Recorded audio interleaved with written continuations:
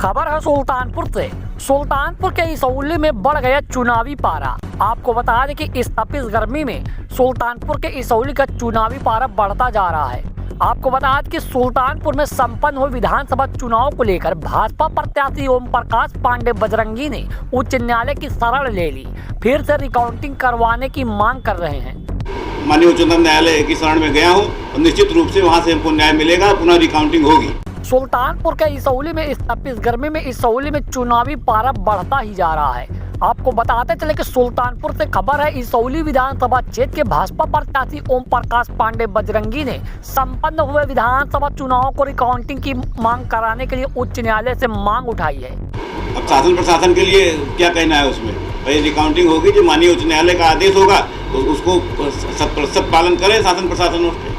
ओम प्रकाश पांडे बजरंगी की ओर से दायर याचिका पर उच्च न्यायालय ने प्रतिवादियों को अपना पक्ष रखने के लिए समय सीमा निर्धारित कर दिया है। अन्याय हुआ है, हमारे साथ न्याय होना चाहिए। निश्चित रूप से मैं जीता हुआ प्रत्याशी था और जानबूझ करके मुझे हराया गया है। हाई कोर्ट ने आदेश पारित किया है कि 20 मई को 10:15 पर लिखित जवाब के साथ के साथ उपस्थित होंगे।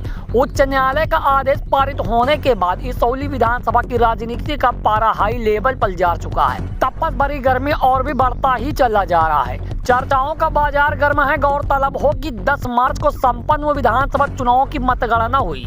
इसौली विधानसभा की हुई मतगणना राउंड की प्रति राउंड रोमांचिक रही।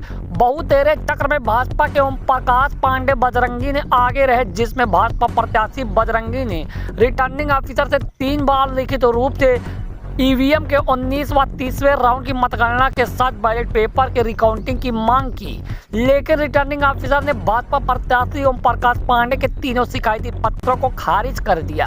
काफी हो हल्ला के बीच जिला निर्वाचन अधिकारी ने 10 मार्च की देर रात 269 वोटों से सपा प्रत्याशी रहे मोहम्मद ताहिर खान को जीत का प्रमाण पत्र दे दिया।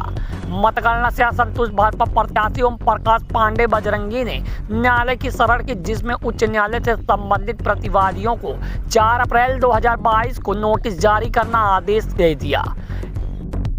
विपक्ष का आरोप है कि दोबारा काउंटिंग होती है उस समय दुगना वोट जीतेंगे, तो क्या कहना चाहते हैं?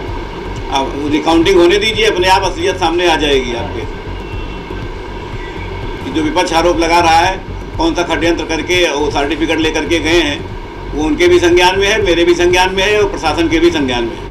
उच्च न्यायालय ने हिदायत दी कि 7 रनिंग डे में नोटिस की तामील कराई जाए, साथ ही लैंडिंग अखबार में विज्ञापन की भी प्रकाशित कराई जाए।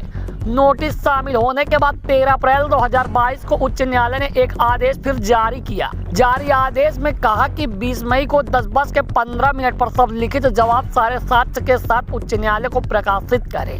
इस आदेश के बाद इसौली विधानसभा क्षेत्र की राजनीति में गर्माहट आ गई है। आइए आपको लेकर चलते हैं सीधा बयान की तरफ। सुल्तानपुर से आशीष तिवारी की रिपोर्ट।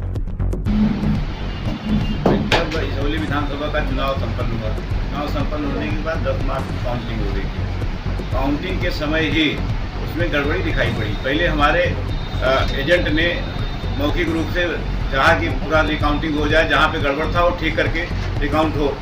वो बार बार आग्रह करते रहे। जो आरओ थी उनकी नहीं सुनी। मैं स्वयं पहुँचा। जब मैं स्वयं पहुंचा तो मैंने लिखित रूप से उनको शिकायत की कि वोटों में अंतर आ रहा है, बैलेट पेपर के वोटों में भी अंतर आ रहा है, जो आपने गिना है आप उसको रिकाउंट करो। और 3 प्रार्थना पत्र मैंने लिखित उनको दिया था उसी समय। और उस दौरान दिया समय आपको बता दूं कि जब मैं स्वयं 6500 से लीड कर रहा था। ऐसा भी नहीं था कि मैं पीछे चल रहा था, इसलिए कह रहा हूँ।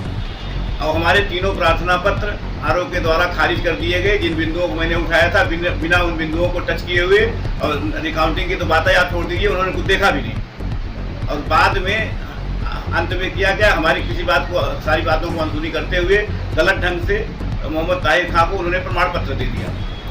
और बाद में सारे उनके ही रिकॉर्ड मैंने निकलवाए और उन रिकॉर्डों में भी वो कमी रही।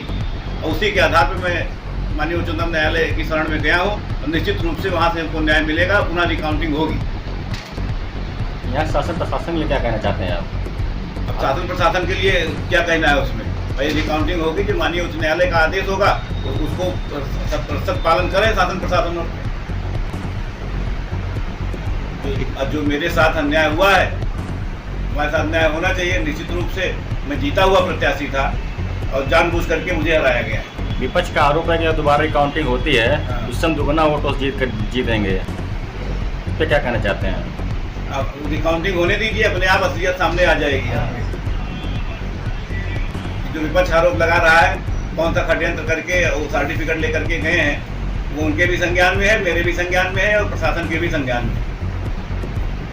तमाम छोटी बड़ी खबर पाने के लिए सब्सक्राइब करिए Sultanpur UP Uttar Pradesh news channel को, ताकि हर खबर आप तक पहुंचे और अपने दोस्तों का शेयर करें।